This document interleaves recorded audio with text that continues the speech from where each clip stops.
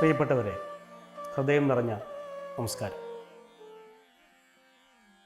ഇന്ന് വായിക്കുന്നത് ശബരിയാശ്രമ പ്രവേശം എന്ന ഭാഗമാണ്. ശബരി ആരായിരുന്നുവെന്നും ശബരിക്ക് ശ്രീരാമൻ മുക്തി കൊടുക്കുന്ന സന്ദർഭവും നല്ലൊരു ഭക്തൻ എങ്ങനെയാണ് എന്ന് ശ്രീരാമൻ ലക്ഷ്മണനോട് പറഞ്ഞു കൊടുക്കുന്ന ഭാഗവും ഒക്കെ ചേർന്നതാണ് ശബരിയാശ്രമ പ്രവേശം. ശബരിയാശ്രമ പ്രവേശമാണ് ഇന്ന് വായിക്കുന്നത്. ഗന്ധർവനേവം ചൊല്ലിമറഞ്ഞോരനന്തരം സന്തുഷ്ടന്മാരായൊരു രാമലക്ഷ്മണന്മാരും ഘോരമാം വനത്തൂടെ മന്ദം മന്ദം പോയി ചെന്നു ചാരുത ചേർന്ന ശബര്യാശ്രമമകം പുക്കാർ. സംഭ്രമത്തോടും പ്രത്യുദ്ധായ താപസി ഭക്ത്യാ സംവദിച്ചിതു പാദാംഭോരുഹയുഗത്തിങ്കൽ. സന്തോഷപൂർണാശ്രുനേത്രങ്ങളോടവളും ആനന്ദമുൾക്കൊണ്ട് പാദ്യാർഘ്യാസനാദികളാലേ പൂജിച്ചു തൽപാദതീർത്ഥാഭിഷേകവും ചെയ്തു ഭോജനത്തിന് ഫലമൂലങ്ങൾ നൽകിയിടിനാൾ. പൂജയും പരിഗ്രഹിച്ചാനന്ദിച്ചിരുന്നിതു രാജീവനേത്രന്മാരാം രാജനന്ദനന്മാരും. അന്നേരം ഭക്തി പൂണ്ടു തൊഴുതു ചൊന്നാളവൾ, ധന്യയായി വന്നേനഹം ഇന്നു പുണ്യാതിരേകാൽ. എന്നുടെ ഗുരുഭൂതന്മാരായ മുനിജനം നിന്നെയും പൂജിച്ചനേകായിരത്താണ്ടുവാണാർ. അന്നു ഞാൻ അവരെയും ശുശ്രൂഷിച്ചിരുന്നിതു. പിന്നെ പോയി ബ്രഹ്മപദം പ്രാപിച്ചാരവർകളും. എന്നോട് ചൊന്നാരവരേതുമേ ഖേദിയാതെ ധന്യേ, നീ വസിച്ചാലും ഇവിടെ തന്നെ നിത്യം. പന്നഗശായി പരൻ പുരുഷൻ പരമാത്മാ വന്നവതരിച്ചിതു രാക്ഷസവധാർത്ഥമായി. നമ്മെയും ധർമ്മത്തെയും രക്ഷിച്ചുകൊള്ളുവാനിപ്പോൾ നിർമ്മലൻ ചിത്രകൂടത്തിങ്കൽ വന്നിരിക്കുന്നു. വന്നിടും ഇവിടേക്കു രാഘവൻ, എന്നാൽ അവൻ തന്നെയും കണ്ട് ദേഹത്യാഗവും ചെയ്താലും നീ വന്നിടുമെന്നാൽ മോക്ഷം നിനക്കുമെന്നു നൂനം. വന്നിതൗവണ്ണം ഗുരുഭാഷിതം സത്യമല്ലോ. നിന്തിരുവടിയുടെ വരവും പാർത്തു പാർത്ത് നിന്തിരുവടിയെയും ധ്യാനിച്ചു വസിച്ചു ഞാൻ. ശ്രീപാദം കണ്ടുകൊള്ളുവാൻ മദ്ഗുരുഭൂതന്മാരാം താപസന്മാർക്കു പോലും യോഗം വന്നിലയല്ലോ. ജ്ഞാനമില്ലാത്ത ഹീനജാതിയിലുള്ള മൂഢ ഞാനിതിനൊട്ടും അധികാരിണിയല്ലയല്ലോ. വാങ്മനോവിഷയമല്ലാതൊരു ഭവദ്രൂപം കാൺമാനും അവകാശം വന്നിതു മഹാഭാഗ്യം. തൃക്കഴലിണ കൂപ്പി സ്തുതിച്ചു കൊള്ളുവാനും ഇങ്ങുൾക്കമലത്തിങ്കലറിയപ്പോകാ ദയാനിധി. രാഘവനതു കേട്ട് ശബരിയോടു ചൊന്നാൻ, ആകുലം കൂടാതെ ഞാൻ പറയുന്നതു കേൾനീ. പുരുഷ സ്ത്രീ ജാതി നാമാശ്രമാദികളല്ല കാരണം മമ ഭജനത്തിന് ജഗത്രയേ. ഭക്തിയൊന്നൊഴിഞ്ഞു മറ്റില്ല കാരണമേതും, മുക്തി വന്നിടുവാനുമില്ല മറ്റേതുമൊന്നും. തീർത്ഥസ്നാനാദി തപോദാന വേദാധ്യയന ക്ഷേത്രോപവാസ യാഗാദ്യഖില കർമ്മങ്ങളാൽ ഒന്നിനാലൊരുത്തനും കണ്ടു കിട്ടുകയില്ല എന്നെ മദ്ഭക്തി ഒഴിഞ്ഞൊന്നു കൊണ്ടൊരു നാളും. ഭക്തി സാധനം സംക്ഷേപിച്ചു ഞാൻ ചൊല്ലിയിടുവൻ, ഉത്തമേ കേട്ടുകൊള്ളുക മുക്തി വന്നിടുവാനായി. മുഖ്യ സാധനമല്ലോ സജ്ജനസംഗം, പിന്നെ മത്കഥാലാപം രണ്ടാം സാധനം, മൂന്നാമതും മദ്ഗുണേരണം, പിന്നെ മദ്വചോ വ്യാഖ്യാതൃത്വം, മൽക്കലാജാതാചര്യ ഉപാസനം, അഞ്ചാമതും പുണ്യശീലത്വം, യമനിയമാദികളോടും എന്നെ മുട്ടാതെ പൂജിക്കെന്നുള്ളത് ആറാമതും, മന്മന്ത്രോപാസകത്വമേഴാമത്, എട്ടാമതും മംഗലശീലേ കെട്ടുധരിച്ചുകൊള്ളേണം നീ. സർവഭൂതങ്ങളിലും മന്മതിയുണ്ടാകയും സർവദാത്മഭക്തന്മാരിൽ പാരമാസ്തിക്യവും സർവബാഹ്യാർത്ഥങ്ങളിൽ വൈരാഗ്യം ഭവിക്കയും സർവലോകാത്മാ ഞാനെന്നെപ്പോഴും ഉറയ്ക്കയും മത്തത്വവിചാരം കേളുമ്പതാമതും ഭദ്രേ ചിത്തശുദ്ധിക്കു മൂലം ആദിസാധനം നൂനം. ഉക്തമായതു ഭക്തിസാധനം നവവിധം, ഉത്തമേ ഭക്തി നിത്യമാർക്കുള്ളു വിചാരിച്ചാൽ തിര്യഗ്യോനിജങ്ങൾക്കെന്നാകിലും മൂഢന്മാരാം നാരികൾക്കെന്നാകിലും പുരുഷനെന്നാകിലും പ്രേമലക്ഷണയായ ഭക്തി സംഭവിക്കുമ്പോൾ വാമലോചനേ മത്തത്വാനുഭൂതിയുണ്ടാം.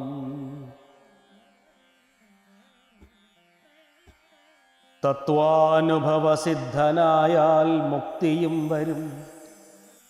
തത്ര ജന്മനി മർത്യനുത്തമ തപോധനേ,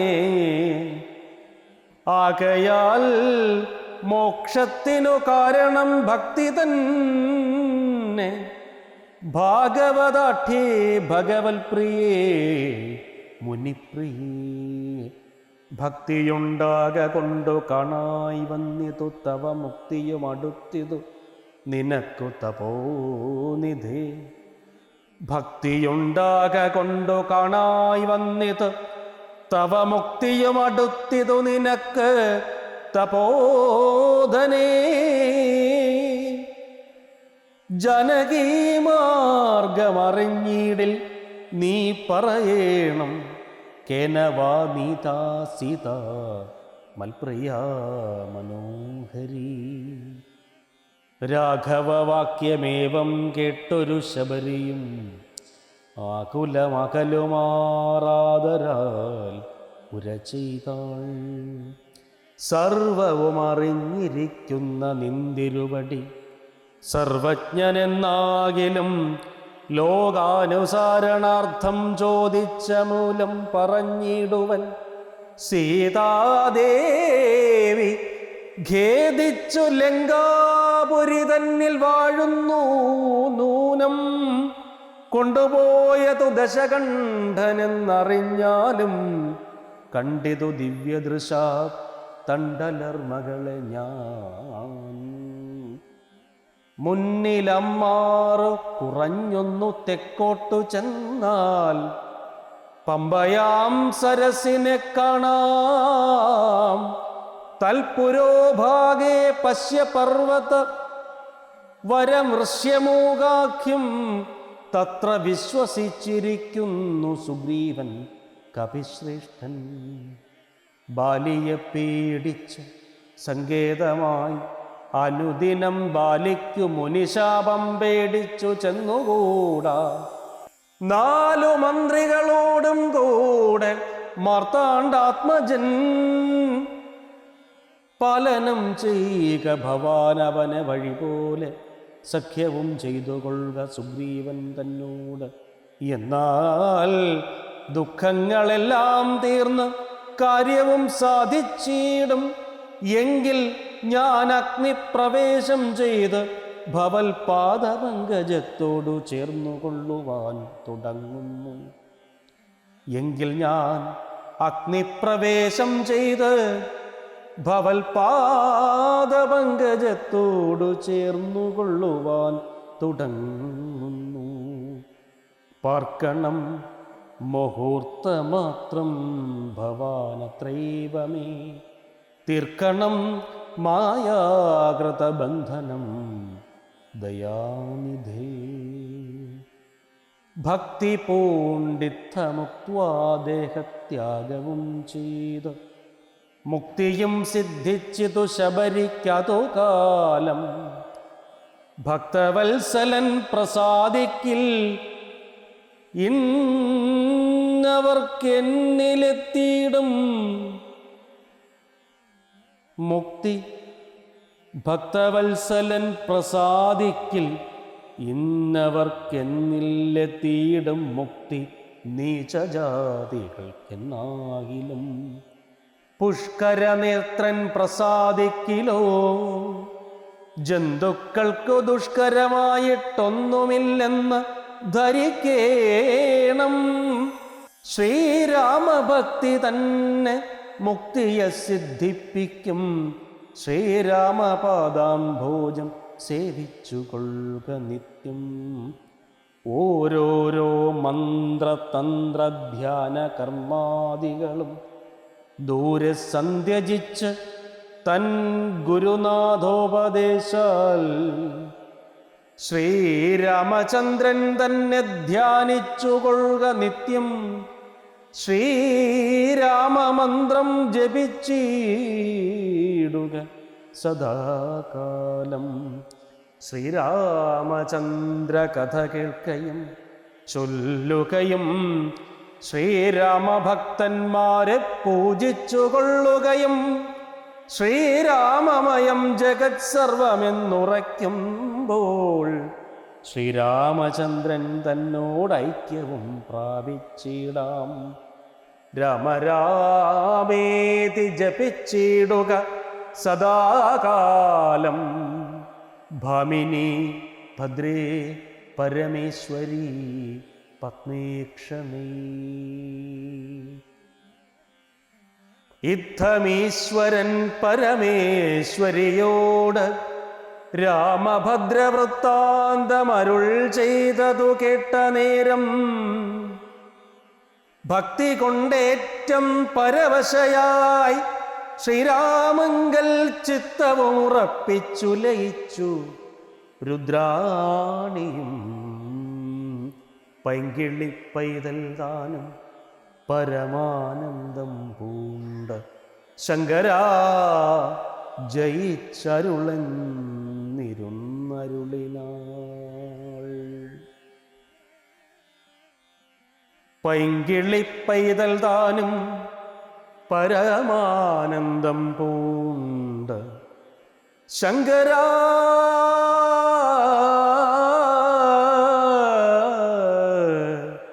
ജയിച്ചരുളെന്നിരുന്നരുളിനാൾ.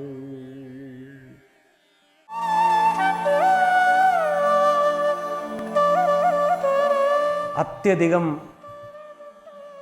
ഭക്തിപൂർണമായ ഒരു ഭാഗമാണിത്. ശബരിയുടെ ആശ്രമത്തിലേക്ക് എത്തിച്ചേരുന്ന ശ്രീരാമചന്ദ്രൻ ലക്ഷ്മണസമേതനായിട്ടാണ് പോകുന്നത്. ശബരിയോട് പറയാണ്, ഞാൻ വന്നു. കാരണം ശബരിയെക്കുറിച്ച് മുമ്പൊരു കഥ വായിച്ചത് ഋഷിമാർ താമസിക്കുന്ന പർണകുടീരത്തിൽ വിഭാഗക്കാരിയായ ശബരി എത്തുകയും അവർക്കുള്ള പൂജാദ്രവ്യങ്ങൾ ഒരുക്കി വച്ചിട്ട് അവരെ കാണാതെ ഓടി മറഞ്ഞു കളയുകയും ചെയ്തു എന്നുള്ളതാണ്. യൗവനപ്രായത്തിൽ മുനിമാർ നോക്കുമ്പോൾ എല്ലാ പൂജാദ്രവ്യങ്ങളും ഉണ്ട്, പർണശാല അടിച്ച് മെഴുകി വൃത്തിയാക്കിയിരിക്കുന്നു, അതിരാവിലെ തന്നെ തൂത്ത് വളരെ ശുദ്ധി വരുത്തിയിരിക്കുന്നു, ഒരു ചപ്പും ചവറും ഒന്നുമില്ലാതെ വൃത്തിയാക്കിയിരിക്കുന്നു.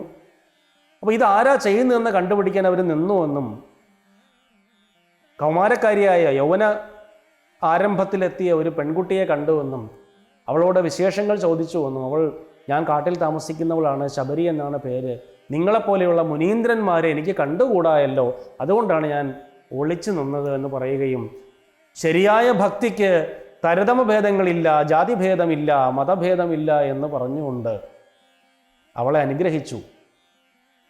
ശ്രീരാമചന്ദ്രൻ നിന്നെ കാണാൻ വരും, അന്ന് നിനക്ക് മുക്തി ലഭിക്കും എന്ന് പറഞ്ഞു പോലും. പിന്നെയും മുനിമാരുടെ അനുഗ്രഹം കിട്ടി. ശ്രീരാമചന്ദ്രൻ ചിത്രകൂടാചലത്തിലുണ്ട്, ഉടനെ നിന്നെ വന്ന് കാണും, ഇവിടെ വരുമ്പോൾ നീ വേണ്ട പോലെ അദ്ദേഹത്തെ സൽക്കരിക്കുക എന്ന് പറഞ്ഞു പോയി എന്നും ശ്രീരാമനെ കാണുമ്പോൾ വൃദ്ധപ്രായമായ സ്ത്രീയാണെങ്കിലും ശബരി വളരെ ആദരവോടുകൂടി രാമനെ സൽക്കരിക്കുകയും രാമൻ അനുഗ്രഹിക്കുകയും അപ്പോൾ പറയുന്നുണ്ട്, ഞാൻ വളരെ നീച ജാതിയിൽപ്പെട്ടവളാണ്, എന്നെ അങ്ങ് അനുഗ്രഹിച്ചല്ലോ എന്ന് പറയുമ്പോൾ രാമൻ പറയുന്നൊരു വലിയ വാക്യമുണ്ട്.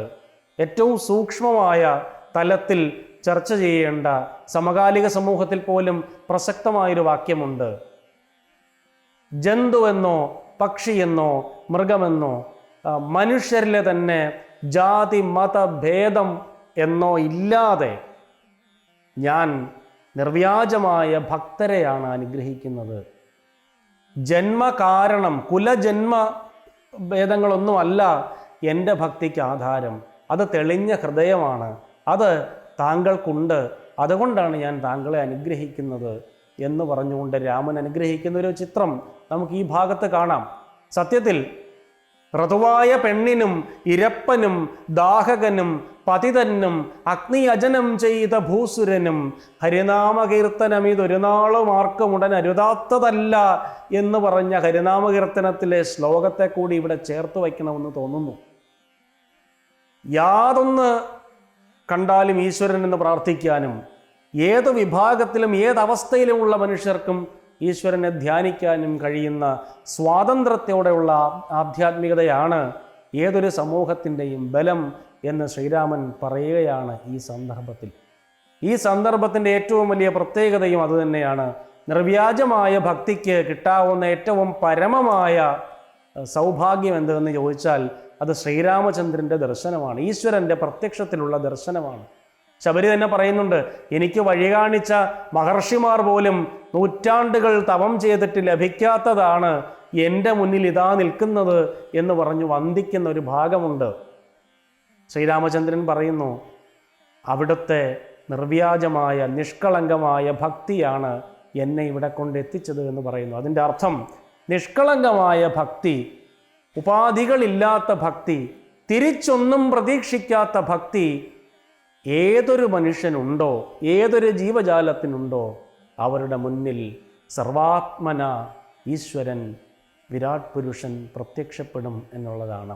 അത് ഏതെങ്കിലും രൂപത്തിൽ നന്മയുടെ, കാരുണ്യത്തിൻ്റെ, പ്രണയത്തിൻ്റെ, വാത്സല്യത്തിൻ്റെ ഏത് രൂപത്തിലും പ്രത്യക്ഷപ്പെടും എന്ന ദാർശനിക സത്യത്തെ മുന്നോട്ട് വെച്ചുകൊണ്ടാണ് നമ്മൾ ഇന്ന് ഈ ഭാഗം അവസാനിപ്പിക്കുന്നത്. അടുത്ത ദിവസം വീണ്ടും കാണാം. ഹൃദയം നിറഞ്ഞ് നന്ദി.